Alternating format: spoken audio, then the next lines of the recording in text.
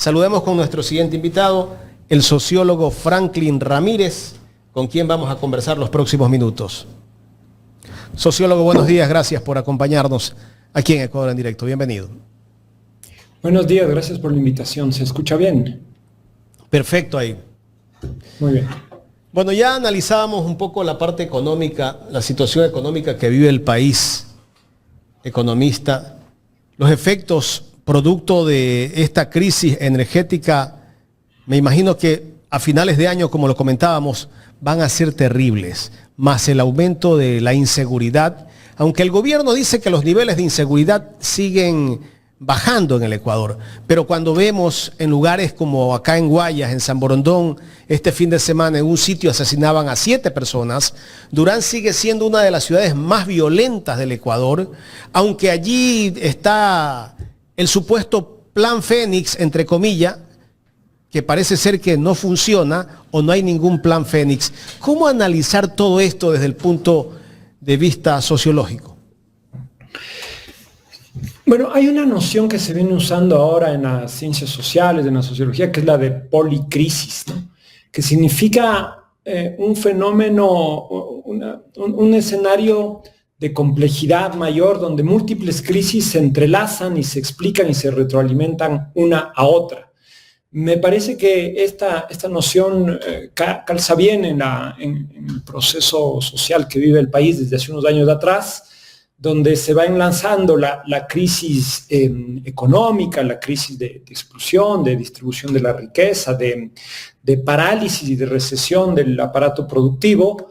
Esto se engarza con una crisis de empleo, de precariedad, de vulnerabilidad de las condiciones de trabajo, que a su vez es una parte de la explicación de la dinámica de la violencia, de la inseguridad, de la capacidad voy a decir, reclutamiento de las bandas, de la gente más joven que es expulsada del sistema escolar, del sistema universitario, y que va alimentando las dinámicas de la violencia que ponen en crisis a un Estado, que a su vez ha tomado la decisión, que sus élites en los últimos años han tomado la decisión de debilitarlo, de desfinanciarlo, de restringirlo, y por tanto se ve incapaz de enfrentar fenómenos como la violencia, de prever y de planificar una crisis energética que estaba anunciado hace mucho tiempo atrás, y que a su vez este escenario se engarza con un fenómeno que es global y que obviamente no depende solo del país, pero que también nos ayuda a entender lo que está sucediendo, que es la crisis ambiental, la crisis del calentamiento global, que provoca estiajes, que provoca fenómenos que aparentemente Noboa dice que son naturales, pero que tienen que ver con los modelos de desarrollo, con las dinámicas del extractivismo, de la minería, y que en parte explicaron los incendios de la semana pasada en Quito y en parte explican también los problemas de producción energética, de distribución energética en el país. Y esto a su vez genera todos los problemas vamos a decir, de padecimiento, de desánimo, de desesperanza, de desilusión. Un país apagado, que reclamamos por qué la gente no protesta, por qué no se moviliza, una cierta apatía, una bulia, una desafección. Entonces, si nos fijamos, es una crisis económica, de empleo, social, que empuja la inmovilidad del Estado y que explica esta sensación de que no tenemos salida, de que no hay por dónde encontrar un rumbo para resolver alguno de estos problemas, ¿no? La receta del Fondo Monetario nos decía que con un poco de ajuste y de austeridad fiscal iban a crecer las arcas fiscales, eso no ha pasado. Las cifras que acaban de salir del Banco Central demuestran ya una dinámica de decrecimiento, de estancamiento, que como decías tú, será igual de grave al finalizar el año. Esto es lo que estamos viviendo. Entonces, esta noción de una crisis ampliada, de una policrisis, de una crisis que se retroalimenta unas a las otras, y en un momento en que, sobre todo, a mi modo de ver, el gran problema es que no tenemos claridad de las alternativas políticas, ¿no? Porque la salida es política, no están claras esas alternativas para encarar el escenario que se viene de aquí a las elecciones y en adelante. ¿Y qué está haciendo el Estado, Franklin, para contrarrestar en este momento la crisis que se vive en el tema, no solamente de la inseguridad, sino la crisis en la pobreza que estamos viviendo los ecuatorianos? Yo me imagino con esta contracción económica que hay en el país, se va a aumentar la pobreza o el porcentaje de pobreza acá en el Ecuador. O sea, el modo en que se ha conducido el Estado desde 2018 en adelante es un modo en el que el propio Estado es el productor de esta crisis, ¿no? Por abstenerse, por el tipo de decisiones políticas que toma, en el caso de la crisis energética es sumamente sintomático de la lógica con la que operaban las élites, ¿no? Hay un problema energético a nivel no solo del país, sino regional. Hay apagones en Colombia, en Perú, los han habido en Argentina. Esto tiene que ver con una dinámica general del capitalismo y los problemas ambientales que requieren soluciones estructurales. Pero habían como señales de que un escenario así iba a suceder. Eso requiere un Estado con capacidad de planificar, que esta es una palabra que detestan los neoliberales, detestan la idea de un Estado con ciertas capacidades centralizadas de planificar, de prever escenarios, de acompañar esas previsiones con inversiones, con políticas de mediano y largo plazo. Eso no está en su cabeza, ¿no? Entonces, un Estado que prácticamente sale a apagar incendios, un Estado bombero, que se activa solo al límite de las crisis y que no tiene ni capacidad de planificación, ni de inversión, ni de previsión, porque gobierna por fuera de una lógica de derechos, ¿no? No está en juego precautelar los derechos de las personas, de la ciudadanía, de los colectivos, sino asegurar pequeños intereses de ciertas élites, unas élites que gobiernan sin sentido de país, sin proyecto nacional, no tienen una idea de Estado. Bueno, la realidad del Estado supone un cierto proyecto colectivo, un cierto proyecto de desarrollo que hay que irlo construyendo en el tiempo, ¿no? Me parece que Noboa exacerba una lógica contraria a esta de un Estado como proyecto colectivo que prevé, planifica, invierte, tiene sentido de derechos, porque gobierna como en este sentido del tiempo efímero del TikTok, ¿no? Él gobierna para comunicar hechos puntuales. Para el TikTok. Gobierna, pero en esa lógica, no solo es como, él supone que la política y la gestión del Estado es solo un hecho comunicativo, que lo que importa es resolverlo comunicacionalmente. Si se lo resuelve comunicacionalmente, se puede surfear la coyuntura. Esta es la lógica. O sea, entonces, están la lógica pensando en la TikTok, comunicación ellos. Ellos sienten que la política, ellos piensan que la política y la gestión es un acto comunicativo. Es como comunicar. Bueno, voy a llegar al incendio de Guápulo, ¿sí? Significa que esa es la mentira que vive el pueblo. Estructuralmente no accionan nada, sino que simplemente nos imparten o nos imponen una narrativa a través de las redes sociales. Pero esa narrativa ¿va dirigida a todo el pueblo ecuatoriano o está dirigida a cierto sector con el que quiere afianzarse el presidente Daniel Noboa? Yo respondo eso, solo quiero enfatizar en esta idea de que la lógica del TikTok es una lógica de un hecho comunicativo que resuelve en la coyuntura, en la instantaneidad, un problema o que pretende resolverlo. Y esa lógica de gestión de la política es totalmente contraria a la idea de un Estado que prevé, que planifica, que está pendiente de los grandes problemas y de los derechos sociales. Está en las antípodas, ¿no? Y Noboa, incluso más que Moreno, que Lazo, juega en esta lógica, a resolver la comunicación. Lo que tú dices es correcto en el sentido de que hay una narrativa que se crea según las circunstancias, que se le da unas imágenes, se les coloca una música, se sitúa muy bien en las redes sociales, que este es el gran músculo que tiene el gobierno de Noboa.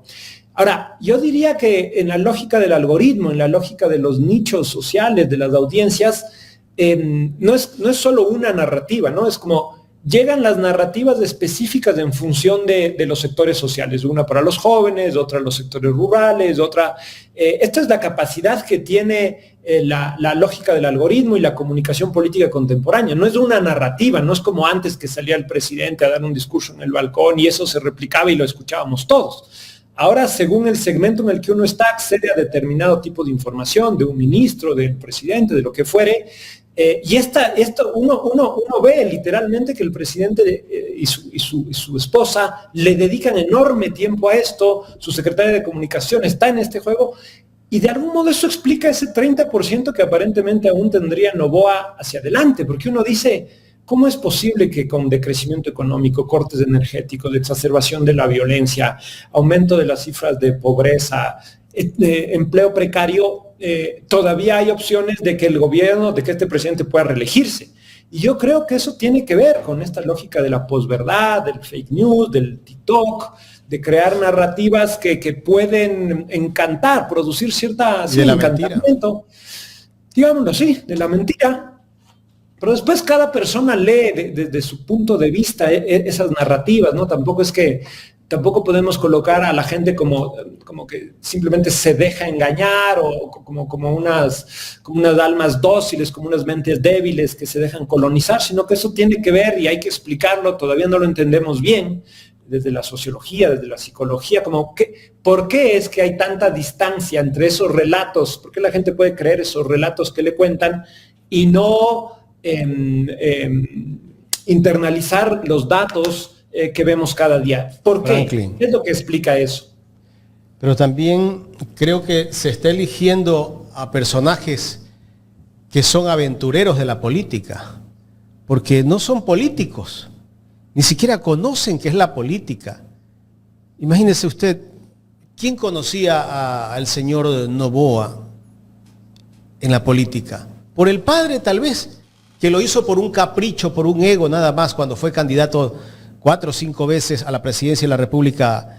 Y bueno, dicen que llegó a ser presidente en el 98, pero no le dieron la oportunidad para gobernar. Pero hubiese sido mejor que le den la oportunidad en ese tiempo y que la familia Noboa quedaba sepultada seguramente políticamente. Pero vienen después de un tiempo y se presentan a través de los hijos y que representan a un solo grupo económico de este país y que van tal vez con una agenda nada más para gobernar para los más ricos, para ellos y para su élite.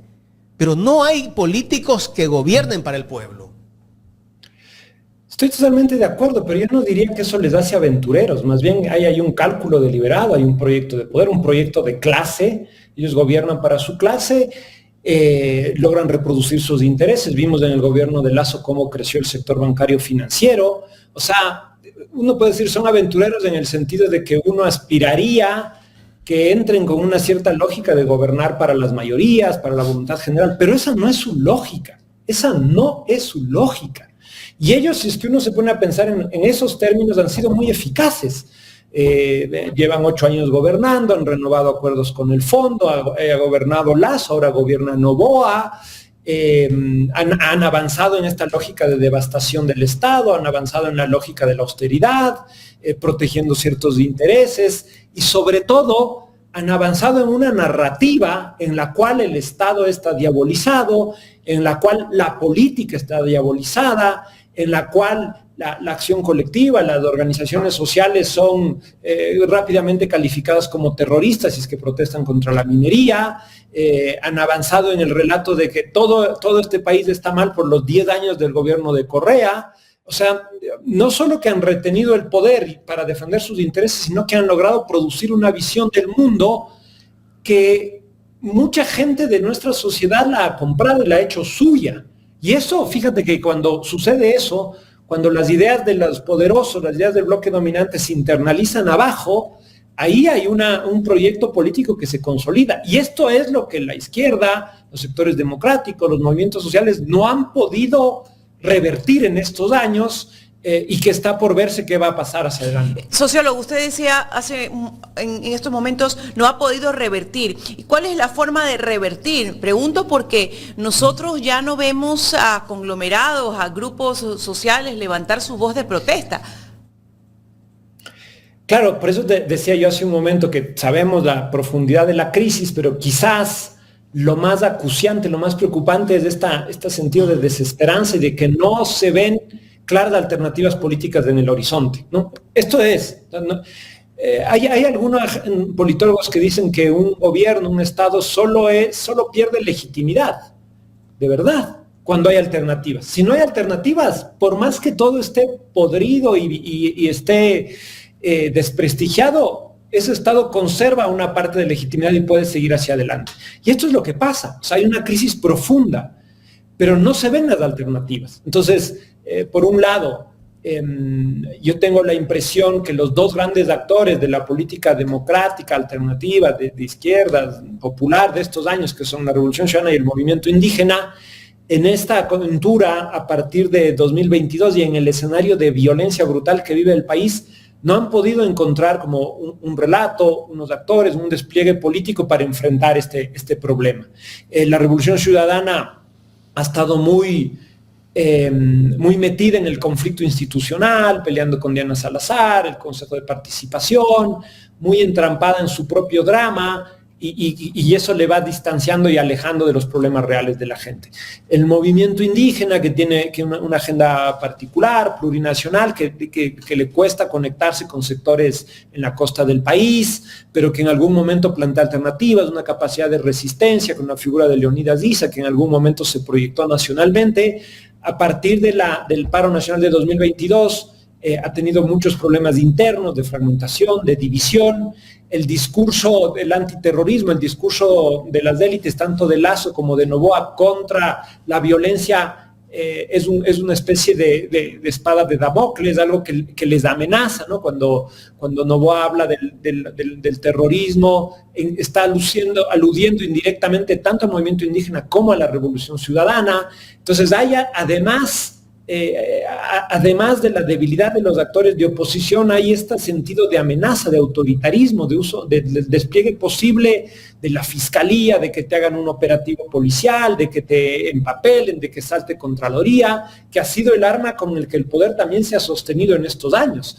Entonces, como dices tú, ¿cuáles son exactamente las alternativas? No, o sea, yo creo que en estas últimas semanas vimos un intento de unidad que quedó bloqueado, pero que me parece a mí que es una señal de que se están queriendo ver las cosas de otro modo, quizás hacia adelante. Me parece que hay una cierta reacción de organizaciones sociales, de derechos humanos, con respecto al modo en que los militares están gobernando las cárceles y están abusando de los derechos humanos en distintos puntos del país. Me parece que de todos modos la Revolución Ciudadana, el movimiento indígena y otros sectores están madurando una crítica cada vez más consistente contra el neoliberalismo, contra la política económica. Me parece, ahora lo vimos en Quito, que hay múltiples sectores que están diciendo tenemos que salir de esa dicotomía simple, correísmo, anticorreísmo, para encontrar un frente de unidad nacional que salga de la crisis. Hay unas señales por ahí que vienen estando, que vienen madurando, pero que todavía no terminan de tener como una centralidad política mayor para reconstruir un relato que permita decirle a la gente que hay esperanza, que hay salidas, que estas son las alternativas, ¿no? Y el tiempo se viene muy corto, este es el problema, ¿no? Lo de nuevo, las elecciones, esas elecciones turbias con un asesinato de por medio, ahora vienen otra vez otras elecciones. Y es como que la velocidad del tiempo político en tiempos de crisis termina por favorecer a quien tiene los recursos de poder, a quien está asesorado por la CIA, por la Mossad, que tiene el Fondo Monetario, las grandes chequeras. Es una cancha que no se juega de modo inclinado también en relación a la disputa electoral, ¿no? Ahora, hay algo que no se puede y está para el sol con un dedo, sociólogo. Yo creo que, por ejemplo, acá los ecuatorianos, más allá de la narrativa o el concepto que haya tratado de implementar el gobierno de Daniel Noboa, sí está sintiendo de manera muy fuerte la crisis, sobre todo alrededor de esa crisis energética. Y bueno, hace poco veíamos un reportaje también del decrecimiento económico que vive el país. ¿Usted cree que eso va a tener una afectación directa a la candidatura del presidente Noboa? O sea, pareciera que sí, todo indicaría que no puede esquivar semejante bulto, ¿no? Pero fíjate cuál es el relato que ellos dicen, es la corrupción de los 10 años anteriores. Ahora vimos lo de Toachi Pilatón, que acaba de decir Noboa, vamos a incorporar en diciembre 65 megavatios y hasta junio van a estar 225 megavatios. Esa fue una obra que quedó al 90% construida por Correa y se paralizó por los expedientes de Contraloría. El gran relato anticorrupción con el que se quiere explicar todo. Lo paralizaron eso. Y ahora no sé qué habrá hecho Noboa, si es que es verdad, habrá que ver si es que es cierto, que dice, bueno, lo vamos a volver a activar y en diciembre tenemos 65 megavatios más. Entonces, el tipo de relato, la narrativa que se impone, el dominio pleno que tienen de los medios, la capacidad de movilización en las redes sociales, hacen que además de este sentido de lo efímero que hay ahora en el modo en que uno consume noticias, entonces de aquí a diciembre, quién sabe si es que esta crisis energética todavía esté presente, deja una huella, o si ellos con sus habilidades comunicacionales, con su manejo del algoritmo, de la posverdad, de la mentira, pueden recomponer el escenario, ¿no? Ahora, si me dices, es obvio que tiene que haber una afectación. Vamos a ver cómo salen las encuestas de aquí a un mes. O sea, vamos a ver, todavía estamos en medio de la crisis energética y Noboa sigue hablando el lenguaje de las barcazas, vamos a decir, a los privados que incorporen su energía. Sigue sin hablar un lenguaje del Estado que invierte, que prevé, que tiene soluciones de mediano plazo. No quieren hablar, no van a hablar así. Esa no es su lógica. Entonces hay un libro famoso de Naomi Klein que se llama La doctrina del shock, que dice básicamente que el neoliberalismo utiliza los grandes desastres de la humanidad, un terremoto, la pandemia, para que sus sectores más poderosos se fortalezcan. Y un poco vamos a ver aquí, ¿no? Hay una crisis energética. ¿Quién se fortalece con esta crisis? ¿Quién sale ganando? Mientras para todos los demás es una tragedia, un padecimiento, un desastre, alguien gana. Esa es la doctrina del shock. Inducir un shock para castigar, disciplinar, asustar y poner medidas que favorecen económicamente a unos. Esto lo hemos visto, ya lo vimos en la pandemia del COVID, cómo salieron paradas las grandes farmacéuticas, etcétera, etcétera. Esto está bastante estudiado. Y de algún modo esta doctrina del shock, que Noboa ya la impuso desde que empezó a hablar declaró el 11 de enero del 2024 la guerra interna, ¿no? Para imponer una lógica autoritaria, una lógica de Estado, para avanzar con fuerza en el ajuste, para imponer el IVA, etcétera, etcétera. Ahora esta crisis energética puede ser un segundo episodio de esta doctrina del shock que favorece a las barcazas, que favorece a la energía privada y que siguen esta lógica de desmantelar el Estado. De hecho, ya empezaron con la narrativa, ¿no? De que todo esto sucede porque la oposición, el Parlamento, la Revolución Ciudadana se opuso a que haya mayor participación de los privados en la provisión de energía. Ya está ese relato colocado ahí. Y es un relato que no es nuevo, que ellos lo vienen usando desde 2018 con efectos políticos que estamos viendo que les permiten sostener el poder. Entonces, la pregunta es, ¿por dónde salimos de esto? ¿Saben qué? Le iba a hacer esa pregunta, sociólogo. ¿Hasta cuándo vamos o ellos van a mantener el mismo relato? O sea, estamos hablando que son 7 años que tenemos el mismo relato. O sea, ya de verdad que ya es increíble creer que puedes mantener un mismo relato cuando las circunstancias políticas, sociales y económicas a nivel mundial incluso han cambiado. Totalmente. O sea, yo también estoy de acuerdo, es increíble, pero está ahí, sigue funcionando. No han cambiado de relato. No es que ellos dicen, sí, bueno, nos hemos dado cuenta que las políticas de ajuste del fondo no sirven, vamos a retornar el Estado, vamos a hacer más política social, vamos a bajar el IVA para que haya más consumo, hay que activar la economía. No dicen eso, no cambian. Ellos son, la estructura de la política económica, de sus decisiones se mantiene, su relato sigue funcionando. Y yo te diría algo, ¿no? Ese relato de esta narrativa, que es como antiestado, anticorrupción, antiizquierda, anticomunismo, antipolítica, como un poco esto de los celebrities, Noboa, su esposa y tal. Esto está ahí colocado, pero cuando falla ese relato, y esto quiero insistir mucho, esto es parte de la lógica del poder que debemos de entender. Cuando eso falla o para reforzar eso, hay una lógica de guerra sucia de la política que se activa. Lo que decía antes. Expedientes de fiscalía, allanamientos de la policía, la Contraloría, operaciones, como vimos con la muerte de Villavicencio, con el asesinato que se usó para incidir en los resultados electorales. Seguramente en los próximos meses va a suceder algo al respecto. Va a aparecer Fito, alguno de los candidatos va a terminar allanado. Lo que está sucediendo con Verónica Abad, ¿no? Por todo lado, con la vicepresidenta. Distraen a la gente. Pero usan su poder fáctico para controlar las instituciones y torcer el rumbo de un curso institucional que está legislado, que tiene que ver con el Estado de Derecho, ¿no? Hay una operación sistemática de las cloacas del Estado, de la inteligencia, de lo militar, de policía. En la entrevista que da Noboa al New Yorker, él dice, yo me reúno con la CIA, tengo a la Mossad cerca.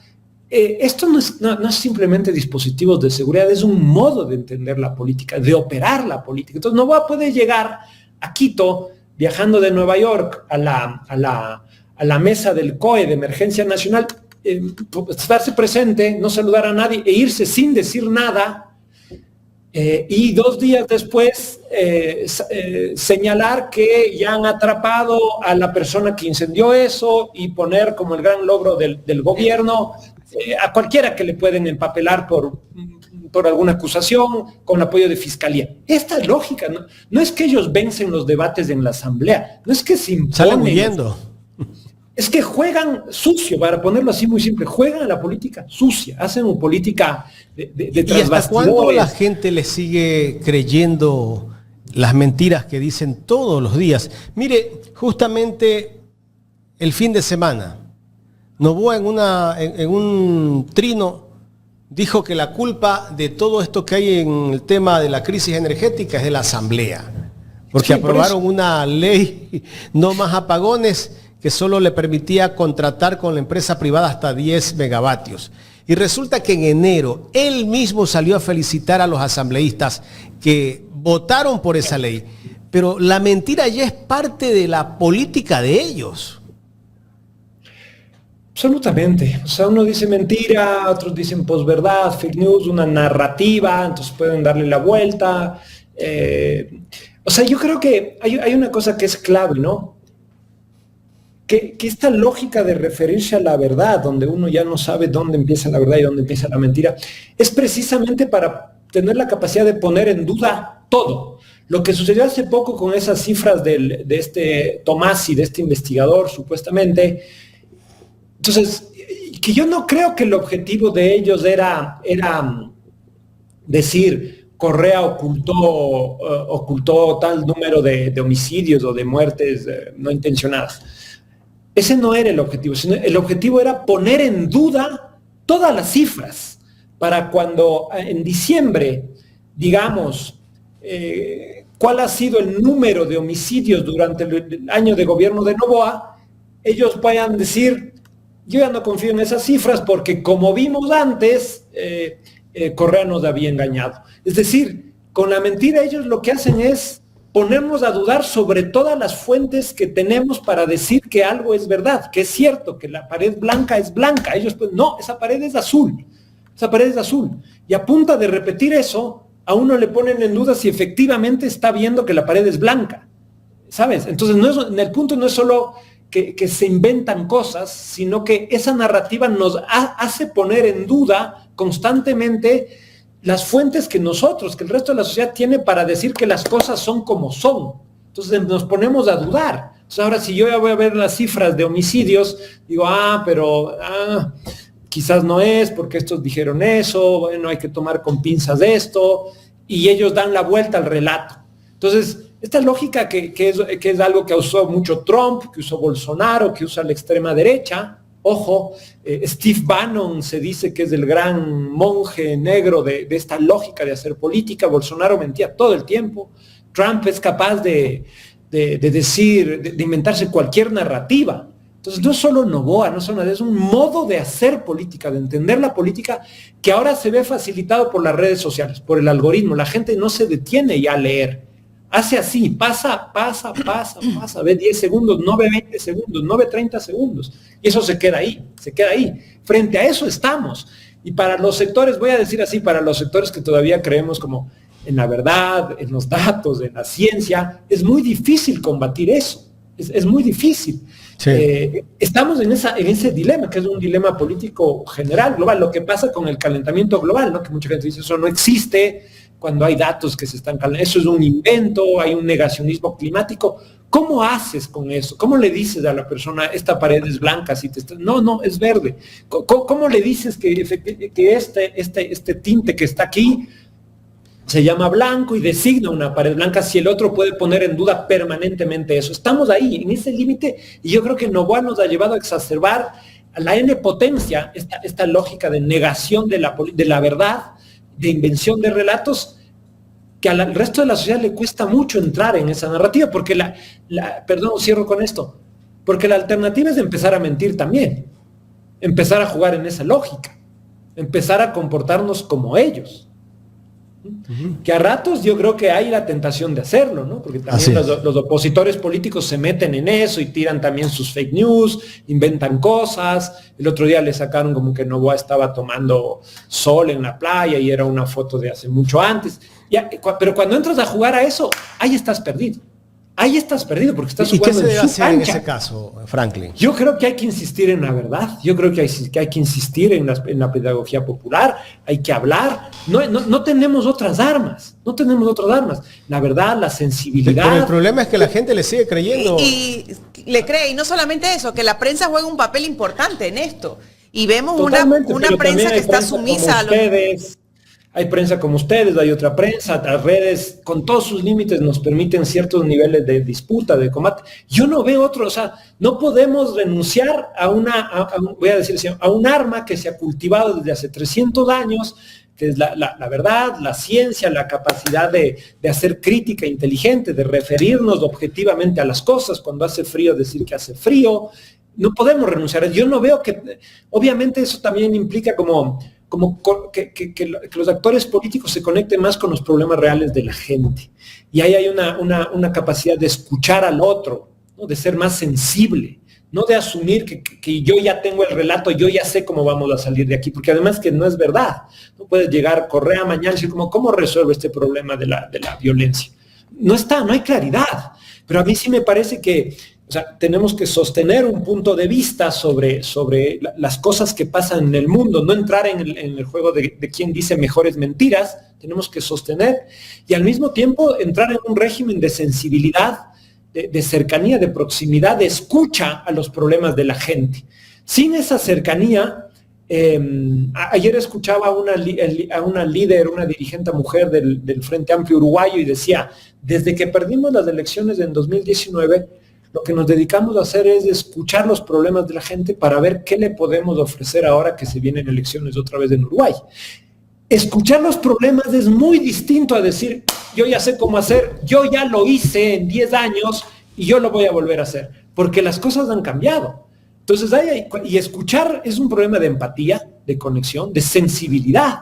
Me parece que por ahí pasa una dimensión de la política que tiene que ver con los afectos, con los sufrimientos, y que si la política no se conecta con eso en un momento de crisis y de padecimiento tan grande como este, es difícil que aquellas cosas que decimos puedan ser creídas por la gente que está sufriendo estos problemas. ¿Tú no crees que el progresismo tal vez se ha olvidado un poco del trabajo político, de ir a los sectores populares, conversar con la gente, como estás diciendo en este momento, para que esa gente siga pensando en que sus líderes de esa línea política están pendientes de los problemas de la sociedad?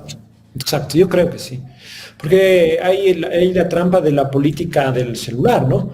Y ahora esto de escuchar, de acercarse, de hacer política en caliente, en el territorio, de entrar en una conexión más horizontal, de poder traducir el malestar de la gente en políticas. Esto me parece que no significa que haya que renunciar a las redes ni nada, pero ahí hay un nivel de conexión, de empatía y de trabajo político que se requiere. Y a mí me parece que esto que hasta hace muy poco se hacía, que la Revolución Ciudadana, por ejemplo, supo hacerlo, está paralizado. Está paralizado por varias razones, ¿no? También por la persecución, por la violencia, no son las condiciones ideales para hacer política territorial. Esto está dado ahí. O sea, las condiciones para una política progresista son muy complejas. Lo de la violencia exacerba los peores afectos de la gente, el egoísmo mayor, un sentido de solo protegerme a mí mismo, de no preocuparme por los problemas de la gente, de que cada uno se la resuelve como puede, del sálvese quien pueda. Esto está ahí. Y además genera un espacio público que es poco permeable a iniciativas de organización popular, actividades partidarias de los movimientos. Habrá que encontrar la manera, ¿no? A mí me parece que no hay cómo prescindir de esa conexión de la política con la gente en sus espacios, en sus problemas, pero eso es claramente un pendiente que yo creo que la recomposición del progresismo deberá tomar en cuenta, no solo de cara a las próximas elecciones, porque también ahí hay una cuestión. Es como que esto se activa cada elección, pero poder salir de este infierno en el que estamos viviendo requiere mucho tiempo, mucho trabajo, mucha paciencia y cercanía, unidad entre todos los que críticos con el nivel de padecimiento al que las grandes élites nos han llevado, ¿no? Franklin, ¿cómo entender que la gente del pueblo piense en que un político, aprendiz de político, que viene de la élite, vaya a representarlo y vaya a luchar por la gente del pueblo? ¿Cómo entender que esa gente termine votando por un millonario que dice que lo va a salvar?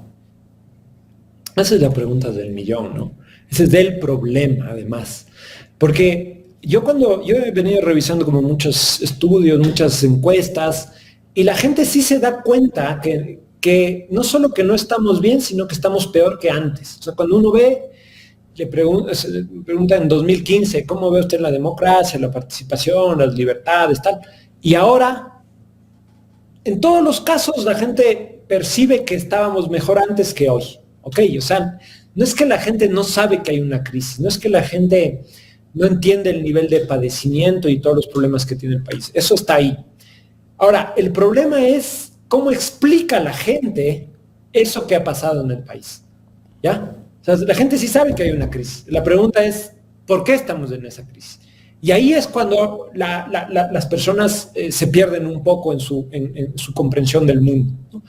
Y sobre todo se pierden ciertas personas que se proyectan en un imaginario de las clases altas, de los patrones de vida y de consumo de los más ricos, y leen su vida desde ahí.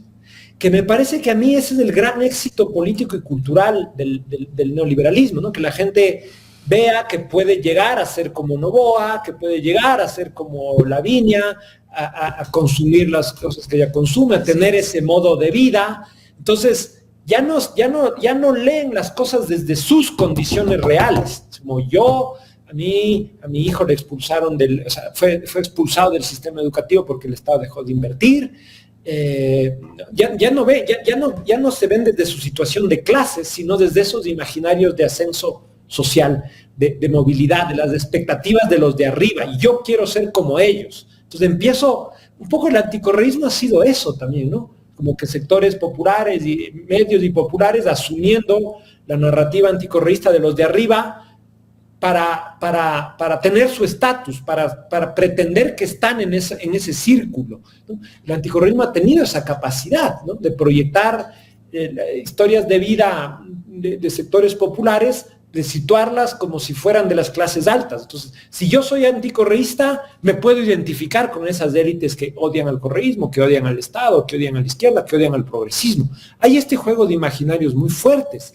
Entonces, me parece que aquí el neoliberalismo ha sido muy exitoso. Esto no es algo de los últimos años, ¿no?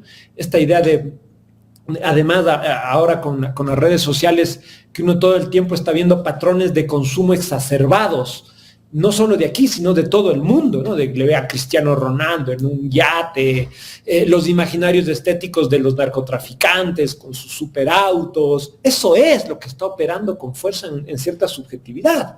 Entonces, si es que uno está todo el tiempo con eso y viéndose así, en algún momento se borra donde uno realmente está. Entonces, uno se empieza a leer desde... Claro, sí, pero te distrae y borran tu experiencia real. Entonces, yo soy como Ronaldo, yo soy como Noboa, yo soy como yo soy como Fito, tengo esta super casa, o voy hacia allá. Y eso es un cambio en la subjetividad profundo. Esto viene operando desde hace rato. O sea, antes era la televisión, después de YouTube, ahora las redes sociales, y el modo en que nuestras propias élites se muestran, ¿no? El modo en que nuestras propias élites se muestran, está ahí. Y entonces, ¿por qué sucede eso? Acá viene. ¿Por qué? ¿Por qué sucede eso? ¿Por qué unos logramos, o qué sé yo, voy a decirlo así, de saber que esas son vidas de otros, experiencias de otros, que nos están tratando de montar un cuento, que hay desigualdades, que esos patrones de vida solo los alcanzan unos, y que para que nosotros lleguemos a eso necesitamos generaciones y generaciones y generaciones de riqueza distribuida? Entonces, ¿por qué es que no logramos que esta visión del mundo como más crítica, más objetiva, voy a decir yo, no se acerca a la gente? Hay un rollo. Este es el gran problema, ¿no? Es un problema de subjetividad, de imaginarios, de proyecciones personales. Entonces, por eso es que múltiples capas populares pueden votar por Noboa o por Trump. ¿No? Como, ¿cómo es que un migrante latino vota por Trump? Cuando él quiere expulsar a los latinos, cuando él es un racista, cuando él es un misógino, ¿qué es lo que hace que voten? Acá viene una capa complicada de explicar, que de hecho la sociología, la antropología, la psicología están muy metidos en eso, ¿no? ¿Cómo es que se crean mundos subjetivos tan distantes de la experiencia real? Y cómo en esa distancia suceden monstruos, se forjan monstruos. Esto es lo que está pasando. Esto es lo que está pasando ahora. Y en Ecuador lo vivimos, pero a plenitud. Sí. Mira lo que hicieron en el tema del aumento del IVA, ¿no? A la gente le vendieron la idea de que el IVA era para combatir la inseguridad y resulta que a los pocos meses la ministra del Interior estaba convocando a los empresarios para que también donen, no recuerdo cuál era el término exacto que decía la ministra del Interior, para que donen parte del impuesto a la renta, me parece, no me acuerdo. Pero en todo caso, eso pedía la ministra del Interior. Pero en ese aumento del IVA, ¿qué hizo este gobierno para las grandes corporaciones que se dedican al sector inmobiliario? Les bajó el IVA al 5%. Y le hizo creer a la gente que iban a bajar las viviendas, que la gente iba a construir su casita. La gente apenas en este momento tiene, si es que tiene para comer, no tiene para construir ni siquiera un cuarto adicional en su vivienda si lo necesita. Claro, ¿no? Por eso yo decía que desde 2018, desde el acuerdo con el Fondo Monetario, en marzo de 2019, pero ahí que ese es un viraje de la política económica, que viene acompañado de un discurso antiestatal, de un discurso que hace que todo lo que tenga que ver con el Estado sea corrupción, con un discurso donde la idea de derechos queda fuera de la discusión, ¿no? La gente no tiene derechos, sino que los políticos de Noboa o Lasso les dan prebendas, favores, beneficios puntuales. Esto que vemos ahora del IVA, lo que vemos de las exenciones de impuestos al sector constructor y que antes vimos en otras remisiones tributarias que ejecutó Lasso, que ejecutó Moreno, es la estabilidad. Es un proyecto de las élites, el proyecto neoliberal de las élites está estabilizado, está fuerte, tiene un relato que le acompaña. Ellos no han modificado la hoja de ruta. En la guerra, ¿no? La violencia y la guerra, entre comillas, declarada, les ha dado una nueva catapulta para profundizar esto que venían haciéndolo con cierta fachada democrática en una lógica de pura fuerza, de pura violencia. Esto está estabilizado ahí. O sea, no, digamos, ¿cuál es la diferencia exacta entre Moreno, Lasso y Noboa en términos de la política económica? ¿Qué es lo que se ha modificado? Entonces, todos han ido acudiendo nuevamente al Fondo Monetario Internacional, ¿no? Porque no hay un proyecto propio. Entonces, el mismo proyecto de la austeridad, reducir estados, un poco más de impuestos para cubrir las necesidades básicas del Estado. Para eso fue el IVA. Esto fue una demanda del Fondo Monetario Internacional. O sea, es un ciclo, no es Noboa, es un ciclo. Son unas políticas estructurales del gobierno, del Estado ecuatoriano, que han sido refrendadas 2 veces en las urnas, con Guillermo Lasso en 2021 y con Noboa en 2023, y frente a la cual las alternativas políticas democráticas, progresistas, de izquierdas, no han tenido capacidad de proponer otros escenarios. Esta es la cuestión. En esto estamos. Ahora hay que ver si en este punto, ¿no? A octubre, y las elecciones son en febrero, el correísmo, la Revolución Ciudadana, el movimiento indígena y un poco más, hay que ver cuál es el discurso que montan, cuál es su estrategia política, cómo pueden interpelar, cómo pueden como ser escuchados por un electorado que viene siendo, como quieran llamarlo, seducido, confundido, engañado, ilusionado por esta narrativa. Es captado por el anticorreísmo y el anticorreísmo duro, porque bueno, tenemos la polarización y tenemos correísmo, anticorreísmo, pero también tenemos en el centro personas que ni de aquí ni de allá, pero de una u otra forma terminan siendo captados muchas veces por esa narrativa impuesta, por ese marketing y propaganda política del anticorreísmo. Absolutamente, ¿no? Noboa ganó diciendo yo no soy anticorreísta. Ni correísta ni anticorreísta. Él ganó saliéndose de ese relato. Y yo creo que ahí, y cuando llega al gobierno, pacta con el Partido Social Cristiano, pacta con Correa, pero la fuerza de la maquinaria anticorreísta que pasa por la Fiscalía, que pasa por la Embajada de los Estados Unidos, que pasa por sectores muy poderosos de este país, le jala hacia allá y él ahora, a partir de ya un poco antes, pero a partir de la invasión de la Embajada Mexicana por la fuerza, él entra de lleno y se vuelve el gran líder del anticorreísmo en disputa con la fiscal Diana Salazar. En un momento parecía que estaban disputando y finalmente terminan como parte de un mismo bloque. Se llegó a decir que Diana Salazar podía candidatizarse, finalmente eso queda aplanado. Está Daniel Noboa. Entonces Daniel Noboa termina asumiendo el relato anticorreísta, continuando la política neoliberal radical y jugando a ser el buquelito criollo con esto de la guerra, que le proyecta como un hombre duro, que sería la más grande novedad del ciclo, a diferencia de Lazo y de Moreno. Esta sería la más grande, la guerra, la supuesta guerra. Ellos, como decías tú hace un momento, todavía dicen que sí están mejorando las cifras de seguridad. Habrá que ver cómo cierra el año. Yo creo que esa no es la percepción que tiene la gente en vastos territorios de este país. Pero al final el eje central del debate en estas próximas elecciones básicamente va a ser el mismo que del debate pasado. La seguridad, la economía. Pero, mira, yo creo que eso va a depender de cómo se paran los actores de oposición. No sé, obviamente la seguridad y la economía, pero hay que ver si va a seguir siendo como correísmo, anticorreísmo, la corrupción, casos como el de Villavicencio, o si es capaz el progresismo de plantear otros debates, ¿no? En concreto, sobre cómo se reactiva el aparato productivo, cómo salimos de la recesión. Hay que ver, esto, o sea, ellos sabemos que tienen el dominio del discurso, de los medios, tienen un relato bastante estabilizado, pero hay otros actores en la cancha, digamos así. La disputa política es peleando.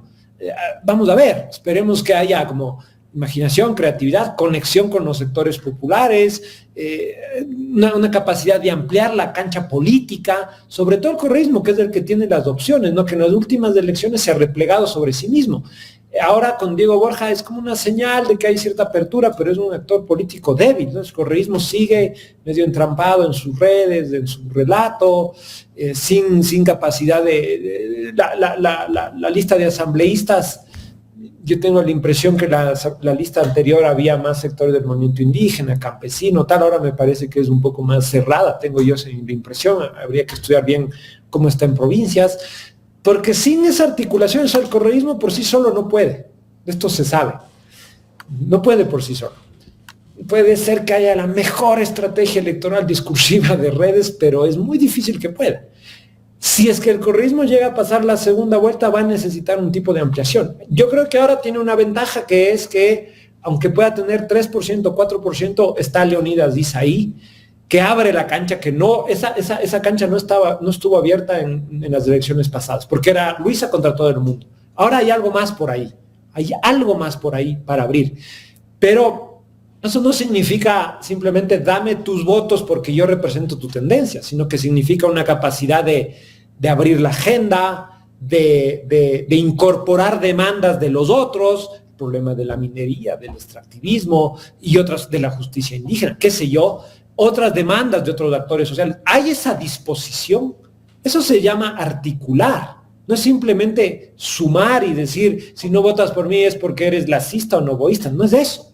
En la política hay que negociar, hay que hablar, hay que ceder, hay que abrir el juego. Claro. Esta disposición de abrir el juego me parece que es clave para derrotar al bloque neoliberal dominante, que ahora además tiene dos candidaturas fuertes, porque es como la de Noboa, que está ahí, y la de Topic, que está subiendo, que muy seguramente Topic, en caso de que llegase a ganar, va a terminar siendo un Noboa más, por toda la evidencia que hay, por dónde viene, por cómo ve las cosas, está ahí. Pero fíjate que el proyecto neoliberal ya tiene 2 candidaturas fuertes, ya las tiene, ya está. Si es que uno suma la una y la otra, 35 más 15 tienen 50. Imagínense lo que es eso. Ya está. Entonces, lo que estamos diciendo ahora, el relato, la gente no cree, la tragedia. Uno escucha, yo escuché un spot de Topic hace poco sobre la cuestión energética. Y él tampoco habla del Estado, tampoco habla de la inversión pública, tampoco habla de la planificación. Él dice, hace unas soluciones tecnológicas, pero es el mismo enfoque de Noboa. Barcazas, privatización, la energía privada y algo de tecnología más lo añade. Pero él no es que dice, esto es un problema estructural de largo plazo, requiere una planificación, requiere conectar las centrales hidroeléctricas, requiere modificar la relación con Colombia, requiere muchísima inversión pública, requiere financiamiento, requiere una política de Estado de largo plazo. No hay este discurso, no existe, escúchenlo bien. Eso es un poco como eso, ¿no? Un machito ahí, como tecnológico, pero es como otra cara del mismo proyecto y está tercero en las encuestas. Y si uno suma, no había hecho ese cálculo, 32, 33 de Noboa y 15 de Topic, ahí está. Entonces, ¿dónde tiene el progresismo para crecer ahí? Eso es súper complicado, porque además estamos viendo la construcción de alternativas políticas solo en una lógica electoral. O sea, esto que discutimos hoy es una discusión que viene siendo postergada desde años atrás. Yo veía con mucha esperanza la posibilidad de una unidad amplia del progresismo, que finalmente terminaron, no sé, que Andrés Arauz y gente cercana a Leonidas dice tratando de sacar eso adelante, y todos los demás sectores, tanto en la Revolución Ciudadana como en el movimiento indígena y en el resto del progresismo, no les importó. O sea, básicamente esto no importa. Y cuando vemos que la élite tiene una unidad de ideas, de proyecto, de poderes que se articulan para sostener este ciclo, y en el otro lado ni siquiera una capacidad bueno, aunque ahora yo debo reconocer que nunca esperé que esa mesa de unidad dure tanto tiempo. Duró y se agotó hasta donde se pudo agotar, que no es un signo menor en este tiempo de odio político, de correísmo, anticorreísmo, no es un signo menor, ¿no? Entonces a mí eso me da cierta idea de que hay alguna cosa que lentamente está cambiando. Yo soy bastante pesimista, como verán, pero creo que la posibilidad del cambio político está madurando en el mediano plazo. Yo no veo las condiciones ahora que estén dadas para salir electoralmente de esta coyuntura. No la veo. Franklin, quiero agradecerte por el tiempo en este diálogo que hemos mantenido aquí en Ecuador en Directo. Muchas gracias por sus preguntas y que sigan adelante en el programa. Quedo atento a otras invitaciones. Muy bueno conversar con ustedes. Muchísimas gracias al sociólogo que nos acompañó el día de hoy. Bueno, ahí está difícil la situación del país, sí está difícil, está monopolizado, nos tienen impuestas unas narrativas. Y bueno, hay opciones de derecha también que se imponen. La pregunta, pero ¿cómo hacerle entender al pueblo, a la gente, que por la derecha no, por ahí no? O sea, es que, votar por las élites. Es que no se trata de que por la derecha no, se trata de que esa receta no nos sirve, sí, no nos funciona. Y votar por ahí es como que seguir hundiéndonos, o sea, estás votando por el que te está matando de hambre, así es. Sí. Eso, lo que pasa es que el odio. Se escucha a veces que aunque pegue y mate, marido es. Así es. Eso más o menos me suena así. El odio que han implantado aquí los grandes medios de comunicación, pues, han hecho que la gente que tiene esa idea de votar por la derecha, tú le vas a hablar de otro proyecto político, no. Está envenenada. Sí, total. Es que sabe que lo que sí nos han sembrado y lo han hecho muy bien es ese odio, ese rencor, ese resentimiento. Y eso nos ha dividido como país. Eso no nos permite la unidad. Y si nosotros seguimos así, eso no nos va a permitir crecer como país, crecer como sociedad. Tenemos descompuesto, tenemos en descomposición todo el tejido social. Y esto es producto de la polarización, de ese trabajo que vienen haciendo las grandes élites y los medios de comunicación, como decía usted, Jaime, por los intereses de los neoliberales y el odio a una persona, porque es así, el odio a una persona, el odio a Rafael Correa. Entonces, no puedo entender. Mira, ¿Cómo ha pasado tanto el tiempo y siguen con la misma Y narrativa? si tú le hablas también a la gente de ISA, piensan lo mismo. Es que a ISA lo descalificaron de narcoterrorista, de ir a incendiar Quito. De ¿Cómo? incendiario, bioterrorista. Lo descalificaron. ¿Y quiénes lo descalificaron? Los grandes medios de comunicación y las redes sociales. Claro, con grandes granjas de trolls que son Bien. financiadas por la derecha y que meten millones de dólares para atacar a ciertos líderes progresistas. Yo tengo que decir algo. Puede ser que no comparta o no comulgue con ciertas ideas o posiciones de Leonidas Issa, pero algo que tiene que ser claro y tienen que saber todos los ecuatorianos es que cuando ellos han salido a las calles a defender intereses del pueblo, incluso hasta ustedes, los millonarios, los de la chequera, han sido beneficiados. Claro, Esa es la verdad.